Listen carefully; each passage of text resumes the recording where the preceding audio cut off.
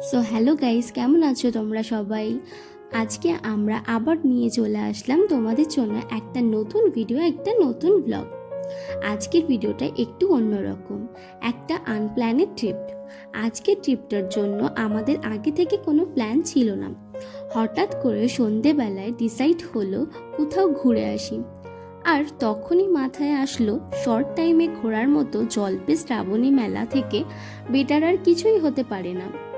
সন্ধ্যাবেলায় একটু শপিং করে রাত 10:30 নাগাদ বেরিয়ে পড়লাম জলপেশের উদ্দেশ্যে। তারপর 2-3 ঘন্টা একটা লং ড্রাইভ। যদিও আমাদের বাড়ি থেকে জলপেশ মন্দির যেতে মোটামুটি 1.5 ঘন্টা টাইম লাগে।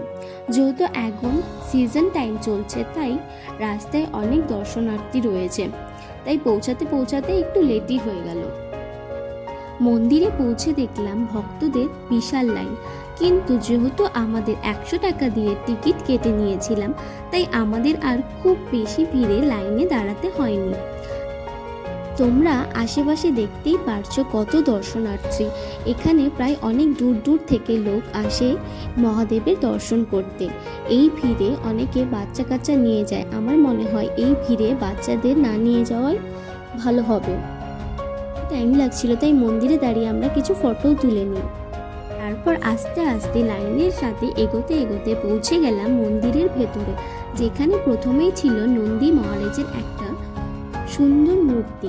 সেখানে জল ঢেলে প্রণাম করে আমরা চলে গেলাম মেন মন্দিরের দিকে। তো এখানে ভিডিও করার অ্যালাউ ছিল না, তাও আমি লুকিয়ে লুকিয়ে ভিডিও করছিলাম। তোমরা দেখতেই পারছো আমরা যতটা আগাচ্ছি মন্দিরটা তত ঢালুর দিকে চলে যাচ্ছে। এখানে শিবলিঙ্গটা মন্দির থেকে কিন্তু অনেকটাই নিচে। তো আমরা এখন সিঁড়ি দিয়ে নামছি। দেখতেই পারছো সামনেই মহাদেবের ব্যারিকেডটা দেখছো, ওখানে মহাদেবের মূর্তিটা রয়েছে। তারপর মহাদেবের মাথায় জল ঢেলে মনটা একদম শান্ত হয়ে গেল। যেহেতু মেইন মন্দিরে গার্ড ছিল, তাই তোমাদের দেখাতে পারছি না।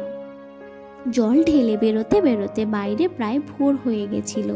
আর দেরি না করে সোজা চলে গেলাম বাইক স্ট্যান্ডে, যেখানে ছিল প্রায় 8 থেকে 10 হাজার বাইক।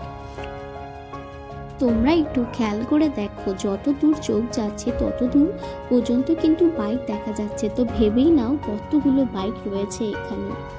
তারপর আর দেরি না করে সোজা বেরিয়ে গেলাম বাড়ি ফেরার রাস্তায়। বাড়ি ফেরার সময় তিস্তার মনোরম হাওয়া মনটা জুড়িয়ে গেল, আর এত সুন্দর ওয়েদার, একদম আলাদাই অনুভূতি। তো আজকের ব্লগটা এখানেই শেষ করছি। তো দেখা হবে নতুন ব্লগ নিয়ে। আজকের জন্য টাটা, বাই।